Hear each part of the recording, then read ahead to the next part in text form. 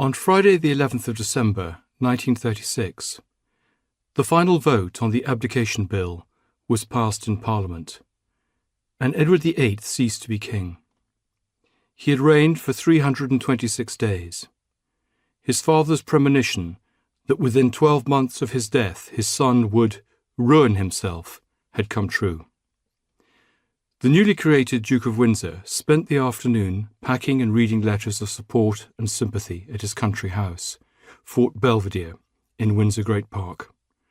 A sham Gothic royal folly with battlements, rows of cannons, turrets and a tower. It had been built for William, Duke of Cumberland, between 1746 and 1757, then embellished by the Regency architect Sir Geoffrey Wyatville in the reign of George IV. Prince Edward had taken over the Grace and Favour residence in 1929. He was later to write, "The fort had been more than a home. It had been a way of life for me. I had created the fort just as my grandfather had created Sandringham. I loved it in the same way. It was there that I had passed the happiest days of my life."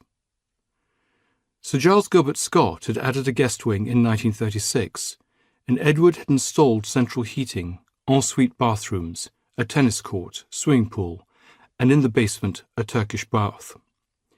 It was his private retreat, where he had entertained most weekends, and where his romance had played out with the woman for whom he had given up the throne.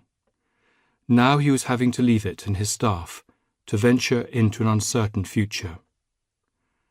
At 4 p.m, Winston Churchill, who had joined him for lunch and to help polish his speech, left the fort, his eyes filled with tears, muttering a couplet by Andrew Marvell about the beheading of Charles I. He nothing common did or mean upon that memorable scene. Next there was a dinner to say goodbye to his family, his sister Mary and his mother Queen Mary, widow of George V, his younger brothers Henry, Duke of Gloucester, George, Duke of Kent, and Bertie, the new King George VI. At 7 p.m, his faithful chauffeur George Ladbroke drove him the 5 miles to Royal Lodge, where the family had gathered. It was a strained atmosphere.